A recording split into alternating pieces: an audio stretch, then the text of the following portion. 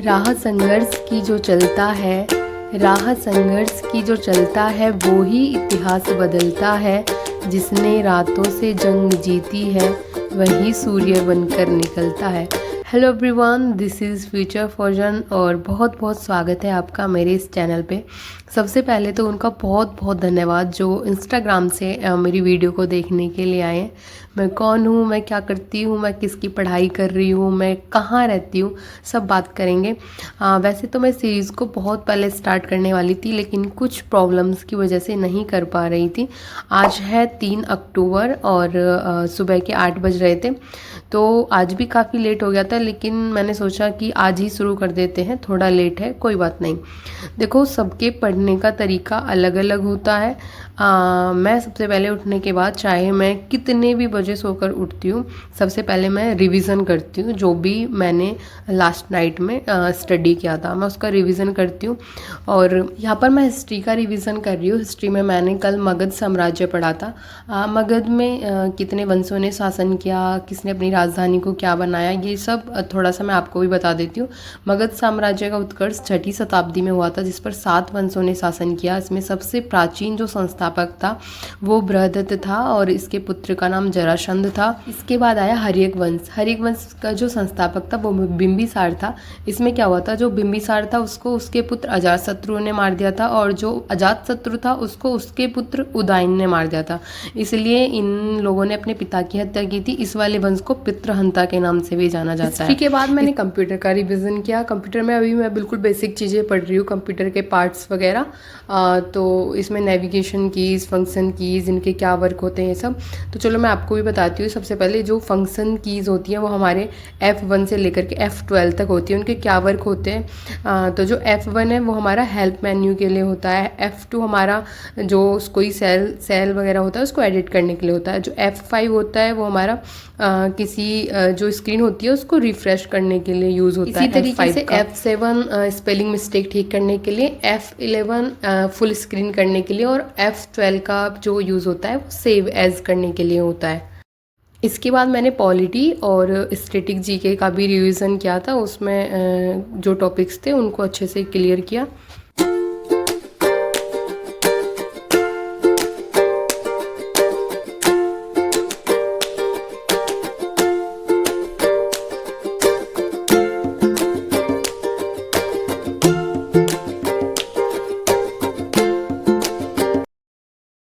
यहाँ पर नहाने के बाद और पूजा करने के बाद हम आ चुके हैं अपने सिंहासन पर। और देखो, सिंहासन पर बैठने के से पहले उसको साफ़ तो करना पड़ेगा, क्योंकि लास्ट नाइट इतनी हिम्मत बचती नहीं है कि इसको वापस प्रिपेयर कर सकें। तो मॉर्निंग में उठ के ही क्लीन करना होता है। तो मैं सब क्लीन करने के बाद में, ये कुछ बुक्स है प्रमोशंस की, अरे नहीं यूट्यूब के लिए नहीं है, ये इंस्टाग्राम की है, और ये सब बहुत जल्द आपको ही मिलने वाली है। तो इनमें से जिसका बुक रिव्यू वगैरह हो चुका था, मैं उनको वापस से पैक करके रख रही हूँ। और आज का सेशन स्टार्ट करने से पहले हम लिखेंगे एक सबसे पहले थॉट।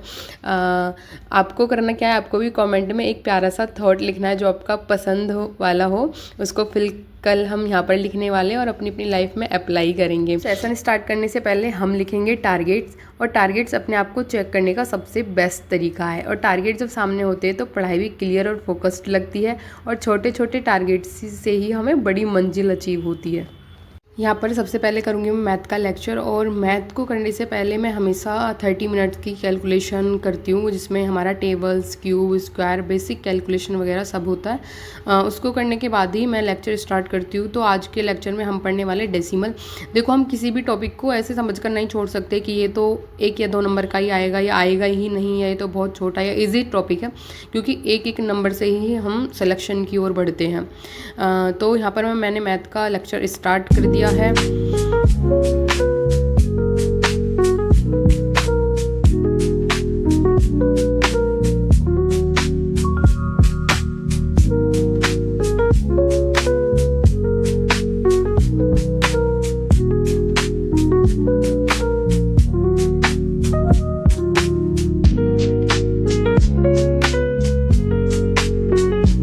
भारतीय जीवन के 3 जरूरी काम, सबसे पहले पूजा, दूसरी पढ़ाई, तो तीसरी पेट पूजा भी अब कर ही लेते हैं क्योंकि सुबह का टाइम हो चुका है, 11 बज चुके हैं। तो ब्रेकफास्ट में मैं दूध ले रही हूँ।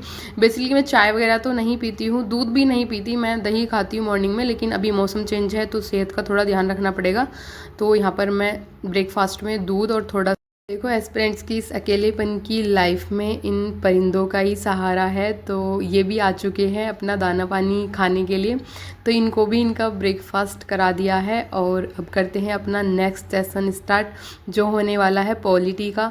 पॉलिटी में हम पढ़ने वाले हैं, पॉलिटी को मैंने फिर से स्टार्ट किया जिसमें संविधान का निर्माण पढ़ने वाली हूँ और पीछे जो मैप लगा हुआ है इसका एक बार इंपॉर्टेंट आर्टिकल रिवाइज करने वाली हूँ। तो पॉलिटी के लेक्चर को कंप्लीट करने के बाद मैं आ चुकी हूँ खाना बनाने के लिए, क्योंकि ब्रेकफास्ट भी ज़्यादा हैवी नहीं हुआ था और बहुत लेट हो चुका था। तो आज खाने में हम बनाएंगे, मैं अपने लिए कद्दू और पूरी बनाने वाली हूँ, क्योंकि कल थी विजयदशमी था और कल भी मैं नहीं जा पाई थी कई बार, तो आज अपने आप को यहीं पार्टी दे देते हैं।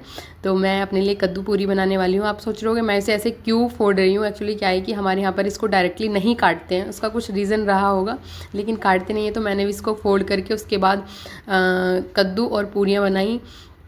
मैं आपको रेसिपी तो नहीं दिखाऊंगी क्योंकि ब्लॉग बहुत ज़्यादा लंबा हो जाएगा, लेकिन मुझे खाना बनाना बहुत ज़्यादा पसंद है। कभी नेक्स्ट टाइम मैं रेसिपी दिखाने वाली हूँ खाने की भी, जो भी चीज़ें मैं बनाऊंगी। तो यहाँ पर कद्दू और पूरियाँ बनकर रेडी हैं। यहाँ पर मैंने अपना लंच कर लिया है और लंच करने के बाद में मैं 1 घंटे सो करके वापस आके बैठी हूँ और मुझे कुछ समझ में ही नहीं आ रहा था कि मैं क्या चीज़ें रिकॉर्ड करूँ क्या नहीं करूँ, क्योंकि बहुत सारी चीज़ें एक साथ मैनेज करना मतलब समझ ही नहीं आ रहा था। तो यहाँ पर मैं कुछ कर रही हूँ अपना पढ़ाई से अलग, पढ़ाई से अलग भी नहीं है, एक्चुअली पढ़ाई ही है। इसमें क्या होता है कि मैं कुछ नोट्स बनाती हूँ। नोट्स किस लिए, मतलब धीरे धीरे मैं आपको सब कुछ बता दूँगी। ये एक नोट्स बना करके जो हम पढ़ते हैं उसी के नोट्स बना करके कहीं शेयर करते हैं, जिससे हमें हेल्प मिलती है पैसे को लेकर के भी। तो ये कोई प्रमोशन नहीं है, ऐसे मतलब मैं कुछ नहीं बता रही हूँ, ये अच्छी चीज़ें हैं।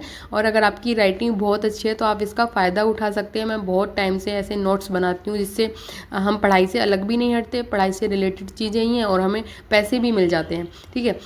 तो यहाँ पर मैंने 1-2 घंटे ये काम किया, उसके बाद मैंने अपना बुक रिव्यू किया और उसके बाद बज गए थे 6 बजने के बाद में जो पढ़ाई में एक रुधन आता है ना, उसका थोड़ा अलग ही सेटिस्फेक्शन मिलता है। तो यहाँ पर मैंने किया है पढ़ना स्टार्ट स्टैटिक जीके, क्योंकि स्टैटिक जीके वैसे भी मुझे पढ़ना बहुत ही पसंद है। स्टैटिक जीके में मैंने राष्ट्रीय उद्यान पढ़े और मैं इनको ट्रिक से याद करती हूँ। देखो मेरी जो भी ये वॉइस लड़खड़ा रही है और ये बैकग्राउंड जो भी चीज़ें प्लीज़ इग्नोर करना, क्योंकि देखो आपके अप्रिशिएट की मुझे बहुत ज़्यादा ज़रूरत है। मैंने फ़र्स्ट टाइम स्टार्ट किया है और चीज़ें कैमरे के आगे मैनेज करना मतलब इतना पॉसिबल भी नहीं हो पाता, ईजी लगता है देखने में, तो प्लीज़ इग्नोर। और मैं आपको बताने वाली हूँ आंध्र प्रदेश के राष्ट्रीय उद्यान ट्रिक से। तो आंध्र प्रदेश के लिए आपको ट्रिक याद करनी है कि एक अंधा आदमी था, उसके पैर के नीचे एक जीव दब के मर गया, उससे पाप हो गया और फिर वो वेंकटेश्वर के पास में माफ़ी मांगने के लिए गया। तो आंध्र प्रदेश मतलब अंधा, राजीव मतलब जीव, और पाप हो गया मतलब पापी कोंडा, और किससे माफ़ी मांगने के लिए गया, वेंकटेश्वर से। तो ये 3 थे और बहुत सारी ट्रिक है, मैं आपको धीरे धीरे यहाँ पर लगा दिया करूँगी और मतलब जिससे आपकी भी हेल्प हो। और मुझे समझ में ही नहीं आ रहा मैं यहाँ पर और क्या बोलूँ। तो ये सेशन कंप्लीट करने के बाद मैं मॉक टेस्ट लगाऊंगी, मैं उसके बाद एनालाइज करूँगी। और मुझे दिख रहा है कि ब्लॉग बहुत ज़्यादा लंबा होने वाला है, क्योंकि एडिट भी करना है, फिर कल का रूटीन ख़राब हो जाएगा। तो आज के ब्लॉग को यहीं पर एंड करते हैं। अगर आपको पसंद आया हो तो please do like and subscribe, और एक कमेंट ज़रूर करना और बताना, अपना सजेशन भी देना कि क्या चीज़ें ऐड की जा सकती हैं जिससे पढ़ाई को हम अच्छी डायरेक्शन में ले जा सकें। और thank you so much for watching, take care, bye bye and good day your